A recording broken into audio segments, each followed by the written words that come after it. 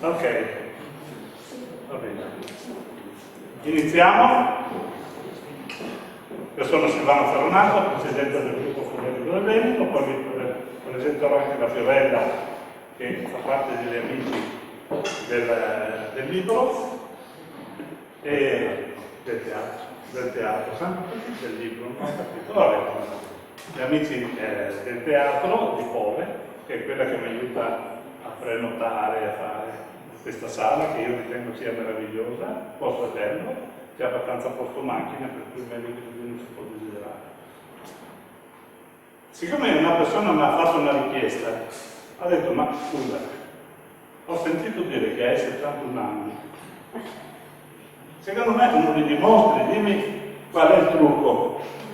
Perché poi quando stavo parlando con lei ho detto: io non ho fatto un giorno di ospedale, se non quando mi sono rotto il polso, chiaramente rotto il polso, non riesco a farlo in casa con la bambina. Voglio spiegare a tutti voi cosa è accaduto nella mia vita, perché non ho mai fatto ospedale, sono convinto che dipende anche da questo fatto, che cortecce ho usato nella mia vita. Al di là del fatto che sono uno che mangia tanto, questo non si vede perché sono magro veramente, però al di là di quello molto probabilmente mangio bene. Cos'è che spesso non ci viene detto a noi da parte dei medici, le cose che dovremmo sapere? Ce n'è una importante. La maggior parte delle morti succedono per tumore o cancro, che faccia come volete. Altri tumori per infarto, altre morti per infarto. Il cancro è possibile prevenirlo? C'è qualcuno che dice che è ereditario. Non è assolutamente vero che è ereditario. Il cancro dipende dalla dieta che uno adotta, dal sistema con cui si nutre. È evidente che se mio nonno mangiava quella cosa lì, mio padre continuava a mangiare quella cosa lì, io continuo a mangiare quello che mangiavano loro, se loro sono morti dal tumore, molto probabilmente anch'io mi preparo a morire dal tumore. Se io invece adotto un sistema diverso di conoscenza importante, perché credo ad alcune cose, forse il tumore non mi becca. 1928. Scienziato che si chiama Otto Gunther aveva capito come fa una cellula a trasformarsi da cellula normale a cellula cancerogena. 28, quindi ormai siamo sui 90 anni. 1931 è riuscito a dimostrare ai saggi del premio Nobel la validità di quello che lui sosteneva e ha vinto il premio Nobel per la scienza. Cos'è che ha dimostrato? Ha dimostrato che se una cellula è alcalina e ossigenata è la stessa cosa, è il contrario di acida. Se è acida può diventare cellula cancerogena, se è alcalina ossigenata non può assolutamente diventare cellula cancerogena. Qual è l'esperimento che ha fatto? Lui ha preso da parte dei topi, all'epoca si usavano topi in laboratorio, e ha tirato via delle cellule e le ha messe in una coltura. Da una parte coltura acida, da un'altra parte una coltura estremamente alcalina. Poi, una volta che queste cellule sono arrivate a maturazione, le ha riniettate sui topi, dividendo topi con le cellule acide e topi con le cellule alcaline. E si parla di un centinaio di topi quando ha fatto questo esperimento. Nessuno dei topi con le cellule acide si è sottratto al cancro. Quindi tutti hanno avuto il cancro quei topi. Nessuno dei topi con le cellule alcaline ha avuto il cancro. E allora questa è l'evoluzione che dovrebbe aver insegnato ai medici per evitare di ammalarci. Vi dico solo una cosa per farvi capire l'importanza delle case farmaceutiche. Noi sappiamo, io lo chiamo il colesterolo una volta non bisognava superare la soglia dei 280, però nessuno si ammalava di colesterolo e le aziende farmaceutiche avevano costruito dei farmaci contro il colesterolo. Cosa hanno fatto? hanno abbassato il limite a 200, adesso l'ha portato a 180. Ed è evidente che se prima era 280, adesso lo porto, tutti quelli che sono da 180 a 280 sono ammalati, risultano essere ammalati. Questo è quello, la forza delle case farmaceutiche. Se io so che mi devo nutrire con prodotti che siano alcalini, quindi ossigenanti, vado in cerca di quali sono i prodotti alcalini ossigenanti. Ed è facile capirlo. Vediamo quali sono i prodotti che mi creano acidità e tanta acidità. Sale raffinato è veleno allo stato puro. Zucchero raffinato è veleno allo stato puro. Quindi il sale si può condire l'insalata anche usando un elemento diverso. Io uso il limone. Una volta che ho abituato il mio palato al limone al posto del sale, funziona lo stesso, e l'insalata è buona lo stesso. Tutta la farina che noi usiamo, specialmente quella tipo 00, fa non male, malissimo. Tutte quante le cellule animali che noi ingeriamo sono cancerogene, non fanno male, sono cancerogene. È chiaro, io mangio delle bistecche, però non mangio sempre carne, mangio molto fagioli, ceci, tutte quelle cose lì che sono estremamente alcaline. E queste fanno bene. La frutta secca è alcalina, no i bagigi, perché i bagigi sono cotti al forno, perdono la capacità di alcalinizzare il nostro organismo. Ma la frutta secca questo fa. Ci sono delle persone che a una certa età dicono dobbiamo prendere il latte, perché è piena di calcio.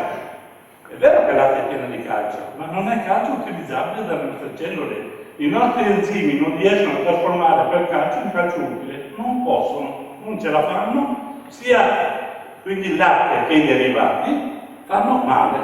Poi, se vuole mangiare, c'è il detto veneto, la bocca non si stacca, se non sa la vanga, pezzo di formaggio mangiamolo, cioè piuttosto che non ne faccia una questione di vita o di morte, ma mangialo, ci mancherebbe altro.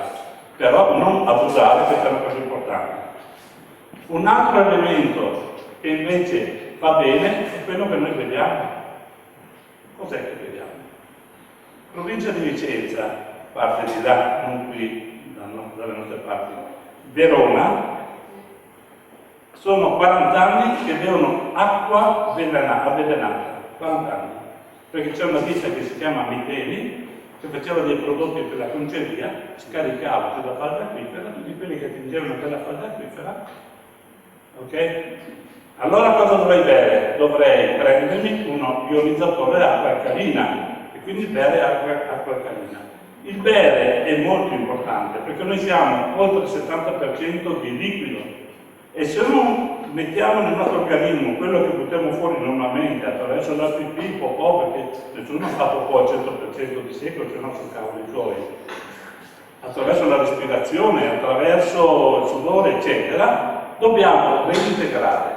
Se noi buttiamo un'acqua che è acida, le cellule devono farlo andare nello stomaco, essere trattato come tutti i cibi vengono trattati nello stomaco e dopodiché essere utilizzato dalle nostre cellule.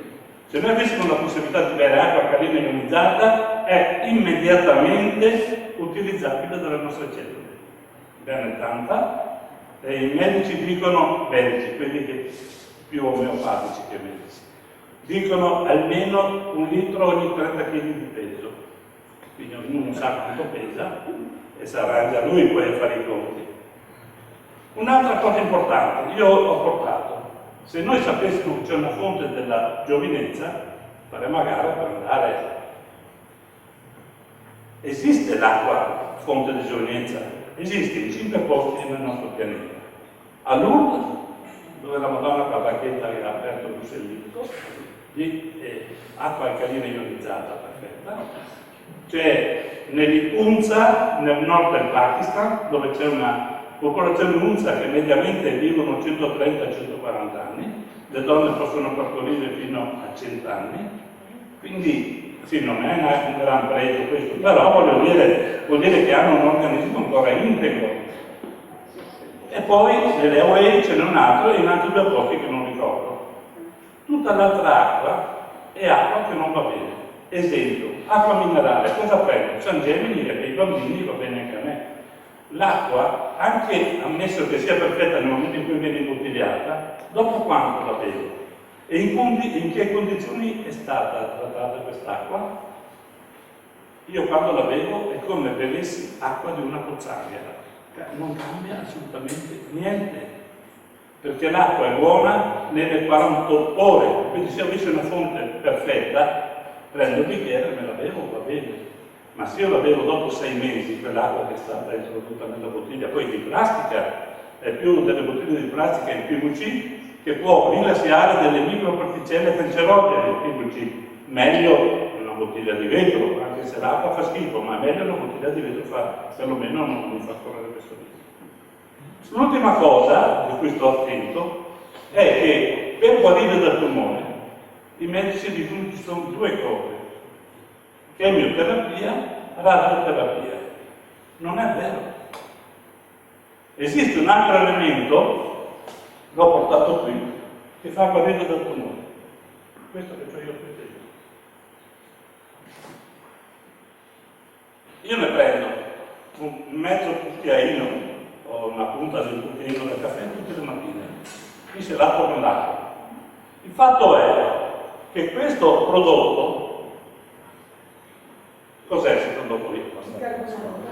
Bicarbonato di sodio. Costa poco, non c'è interesse a divulgare il beneficio che dà il bicarbonato. Il bicarbonato ti aiuta a prevenire il tumore, ma ti aiuta anche a guarire.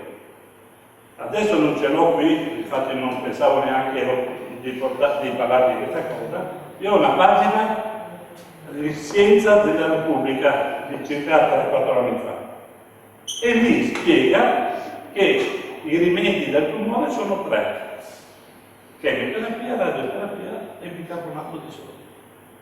Costa poco però. Ecco, se qualcuno vuole seguire il mio esempio, per prendere il cucchiaino da caffè scarso al mattino, prendete il bicarbonato di sodio della Solvay, perché è quello migliore in assoluto.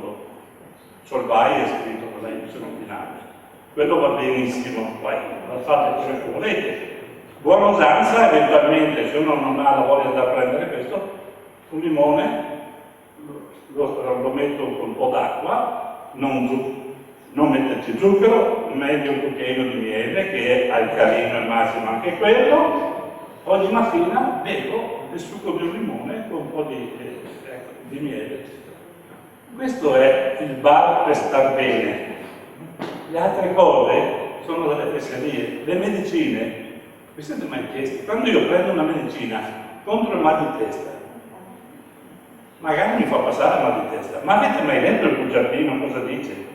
Fare attenzione a tenere lontano dai bambini perché fa male al fegato, alla milza, al colon, fa male un mucchio di cose, anche a rischi gravi. Sono delle medicine che sono potenti, che fanno non male, malissimo, hanno delle controindicazioni che possono essere letali. Allora stiamo un po' attenti, utilizziamo la cortezza, abbiamo la possibilità di mangiare frutti di stagione, mangiamo frutti di stagione che fa bene, legumi che fanno bene, frutta secca al mattino, 3 noci, va bene iniziare la giornata mangiando 3 noci nel nostro organismo, perché sono altamente alcaline. Quanto è il nostro grado di alcalinità? 7,41 semi del sangue.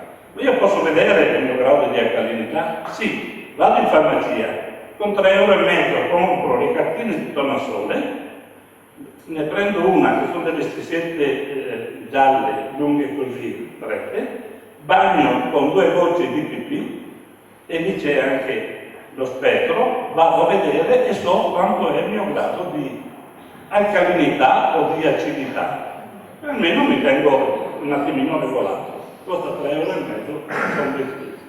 Ok, grazie di questo, grazie di essere venuti a questo incontro perché è molto importante secondo me l'argomento che viene trattato oggi. Poi abbiamo anche un ospite particolare, anzi ne abbiamo 3 ospiti fra le altre cose, che è importante conoscerlo.